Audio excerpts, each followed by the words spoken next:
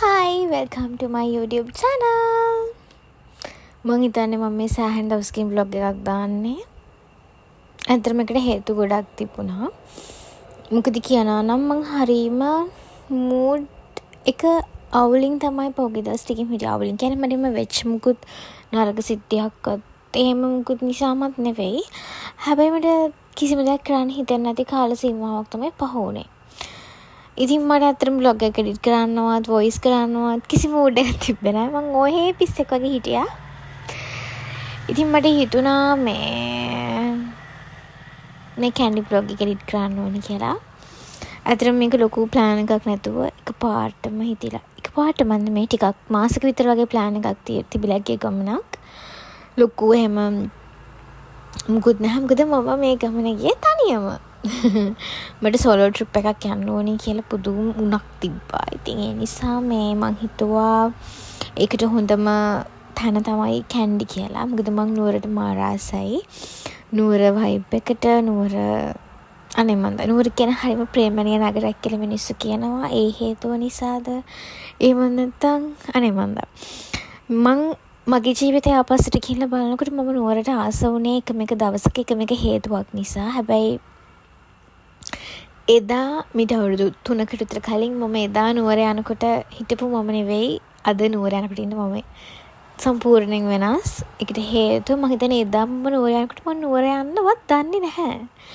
නුවර යන්න තනියම යනවා කියන එක ගැන මම හිතලවත් තිබුණේ නැහැ. හැබැයි මම අද බලනකොට මම නුවරට තනියෙන් යන්න තරම් හිත හයිය කෙල්ලෙක් වෙලා කියලා මට ඇත්තටම හිතුණා ඒ ගමන යනකොට.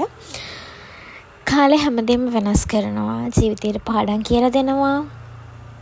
හැමදේමත් එක්ක මම මේ ලස්සන වීව් එකක් බලාගෙන මගේ මනෝපාර ගහගෙන මම හරීම ආසාවෙන් ගියා නුවර දළදා මාලිගාව වඳින්න මුලින්ම. මං උදේම කියන්නේ ගම්පහින් නැග්ගේ මං හිතන්නේ 7යි ගාන වගේ තිබ්බ ට්‍රේන් එකක්. මට ඇත්තටම දැන් මතක නැහැ. මොකද මම මේ ගියේ වෙසක් මාසේ. මම මේක වොයිස් කරන්නේ පොසොන් මාසේ. ඒ තරම් කාලයක් මම ඔහේ ඉඳලා පිස්සෙක් වගේ කියලා මට හිතුනේ මේක මම වොයිස් කරන්න ගත්තට පස්සේ. මම මුලින්ම ඔයාලට කියන්නම් මම කොහොමද මේ ගමන යන පිටත් උනේ කියලා. ඒ කියන්නේ මම ඇත්තටම කිව්වොත් මම යන්නේ කෝච්චියේද බස් එකේද කියන එකවත් එදා උදේ වෙනකනුත් මම තීරණය කරලා තිබුණේ නැහැ. මම ඊට පස්සේ හිතුවා ට්‍රේන් එකේ යනවා කියලා. මොකද මම හැරෙනකොටත් 6ට 6:00 විතර ඇති. මට ඒ නිසා ගොඩාක් දවල් වුණත් මගේ පස්සේ ප්ලෑන්ස් වලට කරදරයක් වෙන නිසා මම හිතුවා ට්‍රේන් එකේ යනවා කියලා. හැබැයි මම හිතනවා මම ගත්ත හොඳම තීරණය එක කියලා. මං උදේ ස්ටේෂන් එකට ගිහිල්ලා ටිකට් අරගන්නකොට හිතුවේ නෑ ට්‍රේන් එකේ සෙනග නැතුව මෙච්චර නිදහසෙන්ට යන්න පුළුවන් වෙයි කියලා.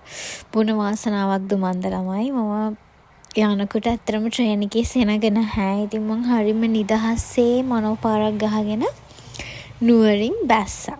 ඊට පස්සේ මං බහිනකොට පොඩි පොද වැස්සක් තිබුණා. අවුවක් තිබුණ නැහැ ඇත්තටම. ඉතින් මම කරපු වැඩේ දළදා මාලිගාවට ටුක් එකක් දාගෙන ගිහිල්ලා එතනින් මල් අරගත්තා. දැන් ඔය මලුත් අරගෙන මම යනවා මල් පූජා කරන්න. එදා ඇත්තටම සෙනග හිටියේ නැහැ. සෙනග හිටියේ නැහැ කියන්නේ සෙනග හිටියේම නැති තරම් වගේ. මීට හරියටම අවුරුද්දකට කලින් මං ෂෙනායික කැන්ඩි ආවා. එදාත් ඇත්තටම ලොකු සෙනගක් හිටියේ නැහැ. මේ දවසත් ඒ වගේ තමයි.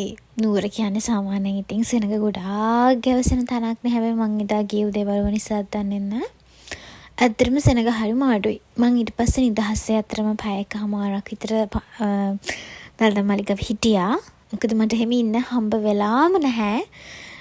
මම ඇත්තටම ඉඳලම නැහැ. මං එතන ඉඳගෙනත් හිටියා සෑහෙන වෙලාවක්. මං හිතන්නේ ඒක හරිම සතුට හිතන අත්දැකීමක්. මං ඒව මුකුත් වීඩියෝ කරේ නැහැ. මං හරිම හිතේ සැනසීමෙන් හිතලා ඉඳගෙන හිටියා. ඊට පස්සේ මම ගියා මොන හරි කන්න. ඇත්තටම මං ඔය ගන්න යන මගේ ලන්ච් එක ඔය වෙනකොට වෙලාව ඇති. මං හිතන්නේ 11:00ට ඔව් ඒ වගේ ඇති. මම ඇත්තටම නුවර ටවුන් එකේ ඇවිදින්න ඕනි කියලා හිතුවා. හැබැයි මට ඇවිදින්න ටයිම් මදි වුණා. මොකද මං ගොඩාක් වෙලා මේ කැෆේ එකේ හිටියා. හායි මං නුවර ආවා. දළදා මාලිගාවට ගියා. දැන් මොන හරි බඩට දාගන්න කියලා ආවා. මොකද මම උදේට කාලා නෙවෙයි. ඒ කියන්නේ චිකන් සම්බල් බන් එකක් ගත්තේ. මට වෙජිටේරියන් නම් ඕන නම් මාලිගාවට ඒ හින්දා.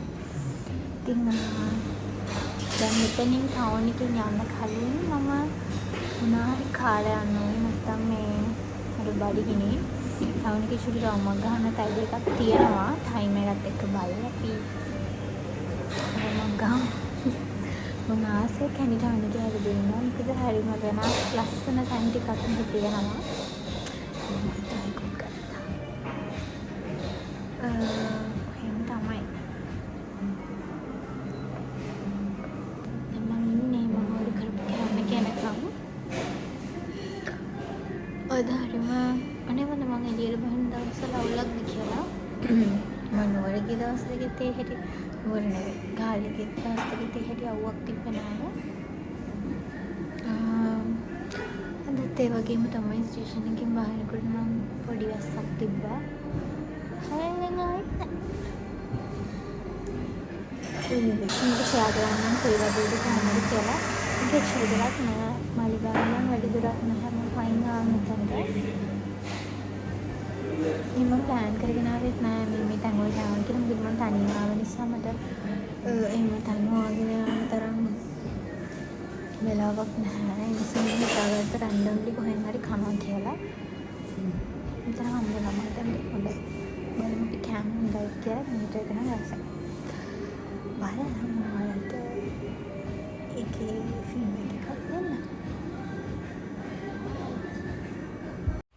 ඊට පස්සේ මගේ කෑම කාවා. මම ඕඩර් කරේ නාසි එකක්, ට්‍රැඩිෂනල් නාසි ග්‍රෑන් එකක්. ඒක හරිම රසයි. සම්මනෙන් මම නාසි ටිකක් ඕඩර් කරනවා කියලා මට හිතෙනවා. මම කොත්තු වලට පස්සේ වැඩිපුරම කැමති මම හිතන්නේ නාසි වලට. ඒ මොහිටෝ එකත් හරිම රසයි. ඒ වගේම ඒ නාසි එකත් හරිම රසයි. ඒගොල්ලොන්ගේ ස්ටාෆ් සර්විස් එකත් හරිම හොඳයි. ඒ වගේම හරිම රිලැක්සිං ඒ කැෆේ එක. මට මතක විදිහට මට මේ ඔක්කොම සර්විස් චාර්ජ් එක මං හිතන්නේ 3000 ගාණක් වගේ තමයි ගියේ. මං හිතනවා ඒ ගානට එතන මං හිටපු ටයිම් එකත් එක්ක හරිම වර්ත් කියලා.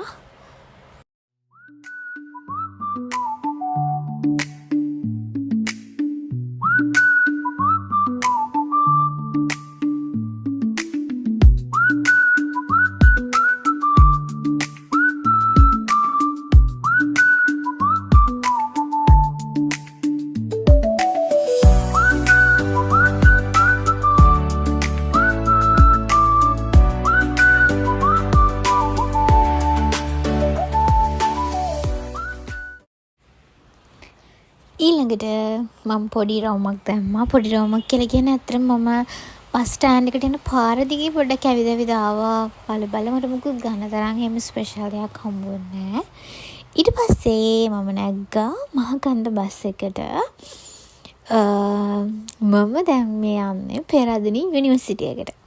මට කැම්පස් ආපු කාලේ නම් තිබ්බ ආසාවක් තමයි පෙරාදෙණිය බලන්න යන්න ඕනි කියන එක. පෙරාදෙණිය යුනිවර්සිටි එක බලන්න යන්න ඕනි කියන එක. හැබැයි මට ෆයිනල් ඉයර් එක කරගන්න බැරි වුණා. කුමාරි මට අන්තිමට එකට chance එක හම්බුණා. chance එක හම්බුණා කියන්නේ අපේ ඉස්කෝලේ. මගේ ඉස්කෝලේ රත්නාලි බාලිකා විද්‍යාලේ ගම්පහ. ඒකේ මට පල්ලෙහා බැච් එකේ හිටපු අපේ නංගි කෙනෙක් ඉගෙන ගන්නවා පෙරාදෙණිය. ඉතින් මං ඒ නංගිට කතා කරා මම හැම නුවර යනවා මට ආසයි යුනි එකට එන්න කිව්වම එයා කිව්වා එන්න මං එක්කන් යන්නම් කියලා. පෙරාදෙණිය විශ්වවිද්‍යාලය කියලා කියන්නේ හැමෝම දන්නවා වගේ හරිම ලස්සන තැනක්. ඒ වගේම ලොකු ඉඩක් තියෙන විශ්වවිද්‍යාලයක්. මම දන් ධර්මයෙන් දකුණු ආසියාවේ විශාලතම විශ්වවිද්‍යාලය වෙන්න ඕනි. මං හරිනම් ඒ නැතත් ලංකාවේ තියෙන ලොකුම කැම්පස් එක මම දන්න තරම් පෙරාදෙණිය විශ්වවිද්‍යාලය. ඉතින් ගොඩාක් අය ආසාවෙන් යන්න හිතාගෙන ඉන්න කැම්පස් එකක්. ලැජ්ජයි ළමයි යනවා මේ පාරේ. මම යන් තනියෙන් කියව පිස්සෙක් වගේ යන එක අවුල්නේ. දැන් තරු වෙනවා කියලා කිව්වා අපි බලමු එයා එනකම්. මේ මම ඔයාලට පෙන්නන්නේ කැම්පස් එකේ ආර්ට් ෆැකල්ටි එකට යන පාර. ඒ පාරත් හරිම ලස්සනයි. හරිද ලස්සන ගස් තියෙනවා. මම දන්නේ එච්චර ලස්සන ගස් කොහොමද එච්චර තියන්නේ කියලා. මම හිතන්නේ ඒගොල්ලෝ ඒව හරියට පරිස්සම් කරනවා. හරිම ලස්සන ගස් තියෙනවා ඒගොල්ලන්ගේ කැම්පස් එක පුරාවටම.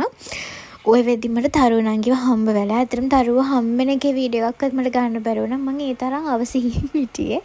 අනිත් එකේ දා හොඳටම වැස්ස මම ගිය දවසේ හොඳටම කියන්නේ වහිනවා නවතිනවා වගේ එකක් තමයි තිබුණේ. ඒ නිසා ඉතින් අර මං ඇඳන් ගිය සුදු පාට ඇඳුම එකක් වෙනකම්ම මඩ. මං ඒත් සැලුන් නැහැ ඇත්තටම ඇවිද්දා. මුලින්ම මාව එක්කගෙන ගියේ වලට. හැමෝම දන්නවනේ පේරාදෙණිය වල රංගභූමිය කියලා කියන්නේ පේරාදෙණියටම විශේෂ වෙච්ච හරිම ලස්සන තැනක්. මේ ඉන්නේ තරු. හායි තරු. අපි දෙන්න ඉතින් ඇවිද්දා. වැස්ස කියලා එහෙම ලොකුවට කියා කරේ නැහැ. මොකද ඒකට හේතුව ධාරානිපාත වැස්සකුත් නෙමෙයි තිබුණේ. පොඩි පොදයක් වගේ එකක්. ඒ නිසා ඉතින් තරුව මං ආස හැම තැනකටම මාව එක්කගෙන ගියා. ඔය ෆොටෝස් වීඩියෝස් ගන්න කියලා මම මගේ කුඩේ බෑග් එක දෙකම පැත්තකින් තියලා මම ඇවිත් හිටියේ. ඊට පස්සේ කතා කරගෙන දැන් ඉතින් ඔය ඇවිදිනවා. අපි දෙන්න එක එක දේවල් කතා කර මං කිව්වනේ තරු කවුද කියලා. තරු අපේ ඉස්කෝලේ කියන්නේ රත්නාවලියේ පල්ලෙහා බැච් එකේ හිටපු නංගි කෙනෙක්. ඉතින් අපි ඒ කාලේ දේවල් ගැන හැම දෙයක්ම කතා කරා. මම හිතන්නේ අපිට දැනට මගේ දින අවුරුදු 6කට විතර පස්සේ තරෝමට හම්බුනේ. ඉතින් ඒ නිසා අපිට දැනට කතා කරන්න ගොඩක් දේවල් තිබුණා. මේ යාළගේ කැම්පස් එකේ හරියම ලස්සන තැන් තමයි ඔයාලට පේන්නේ. මම හිතන්නේ පේරාදෙණියේ ළමයි හරි වාසනාවන්තයි. මම ඔයිට කලින් කියලා දෙනා නුවර මිනිස්සු හරි වාසනාවන්තයි කියලා. ඒ නුවර මිනිස්සෙක් නුවර ජීවත් වෙන කෙනෙක් නෙවෙයි උනත් ඒගොල්ලන්ට නුවර පරිසරයේ පේරාදෙණිය වටපිටාවත් එක්ක ජීවත් වෙන්න ලැබෙන නිසා මට හිතෙනවා ඒගොල්ලෝ හරි වාසනාවන්තයි කියලා. මේ ඔයාලා දකින්න හැමෝම දන්න අක්බර් පාලම.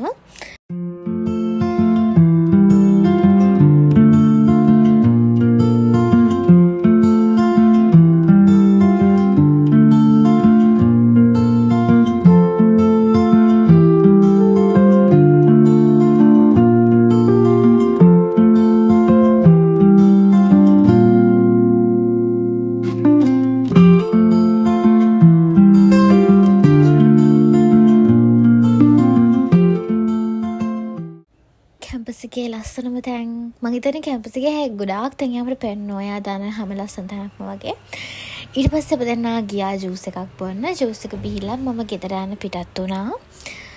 ඔය හිටියේ තරු. ඉතින් මේ තමයි මම බස් එකට නගින්න ආව බස් ස්ටෑන්ඩ් එක.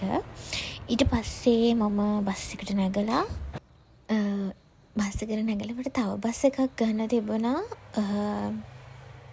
නුවර පාරේ එන්න. මම යදි ට්‍රේන් එකේ ගියාට ඉන්දියාව බස් එකේ නිසා මට ඉතින් ටිකක් වෙලා ගියා අතරම ගෙදර එන්න.